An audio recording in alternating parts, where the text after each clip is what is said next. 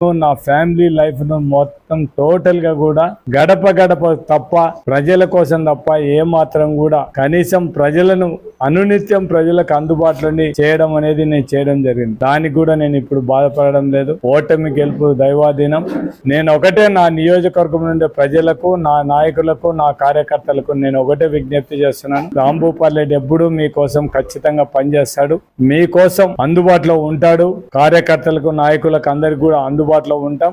ఖచ్చితంగా మీరు ఎవరు కూడా మీరేం ఫీల్ కావాల్సిన అవసరం లేనే లేదు. ఖచ్చితంగా మీకోసం పనిచేస్తామని నేను వాళ్ళకందరికీ కూడా విజ్ఞప్తి చేస్తూ, నేను కొన్ని పేపర్ వాళ్లకు నేను ఒకటే విజ్ఞప్తి చేస్తున్నాను. కొంతమంది ఈరోజు ఒక పేపర్లో చూడడం జరిగింది, ఒక పాణ్యం నియోజకవర్గంలోనే రాంభూపాల్ ఓడిపోయినాడా, రాష్ట్రంలో అంతా కూడా ఓడిపోయినాడు. రాసే వాళ్ళు కూడా కనీసం వైఎస్ఆర్సీపీ పార్టీకి 40% ఓట్లు వచ్చినాయి. మేము నష్టపోయినది ఎక్కడ?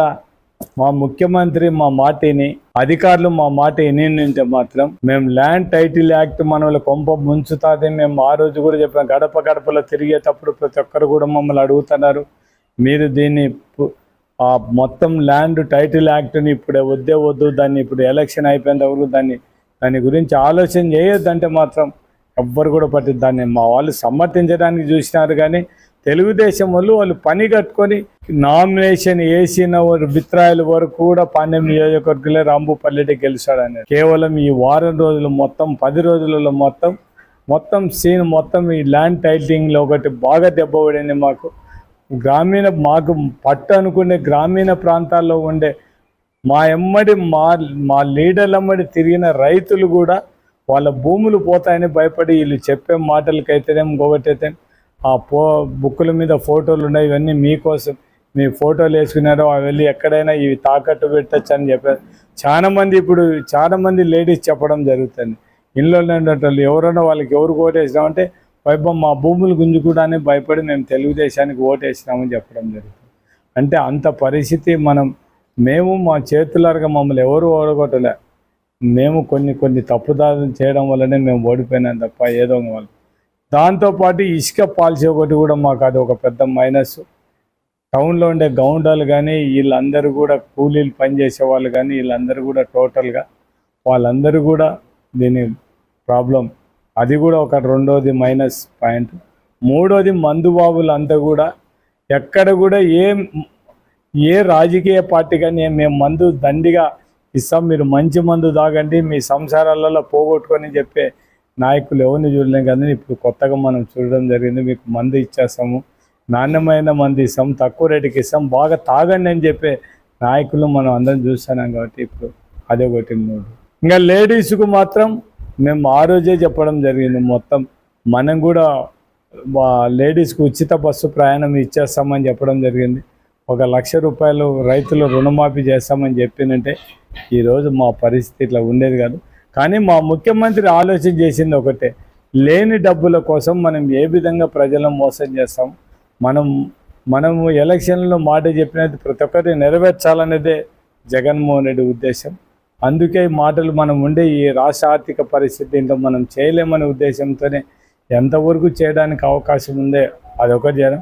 మా మేనిఫెస్టో, పాత మేనిఫెస్టో ఇది తింటే ఏం లేవు, వాళ్ళు ఇచ్చే దాంట్లో దండిగా ఉండాలనే ఉద్దేశంతోనే ప్రజలందరూ కూడా ఇంటింటికి ప్రతి లేడీస్ ఆలోచన చేసేది ఏముంది, ఇంట్లో ఎంతమంది పిల్లలు ఉండరు అంత అమ్మ ఒడి వస్తుందని వాళ్ళు ఆలోచన.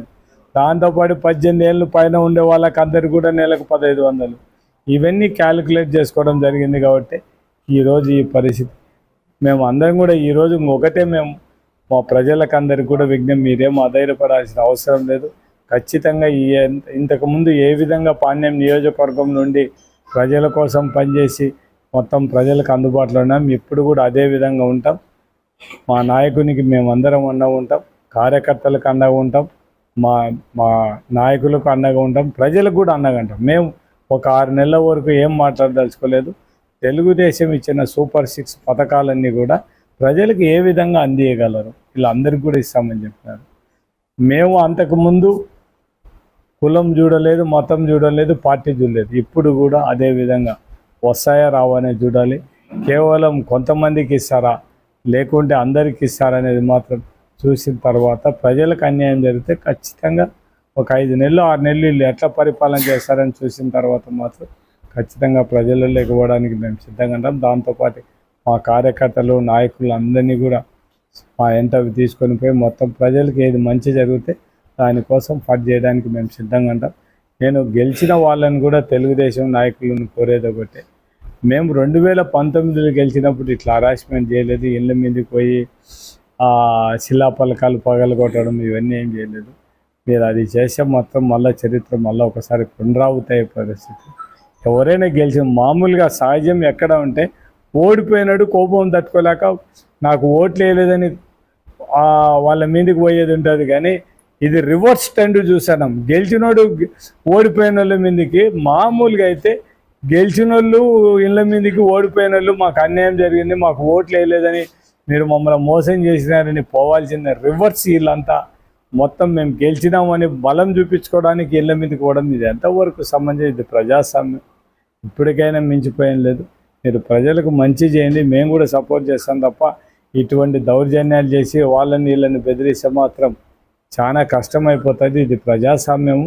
మీరు గెలిచినారు, రైట్, మీరు ప్రజలకు పని చేయండి. మేము కూడా మీరు గెలిచినందుకు మిమ్మల్ని అభినందిస్తాము. మేము ఏ కారణాలతో ఓడిపోయినామో అవన్నీ దాని గురించి మాట్లాడాల్సిన అవసరం మాకు లేదు. మీరు ఒకవేళ మేమేదో మీరు చెప్పిన మాటలన్నీ ప్రజలు ఓట్లు వేసినారు అనుకునే దానికి మాకేం అభ్యంతరం ఏం లేదు.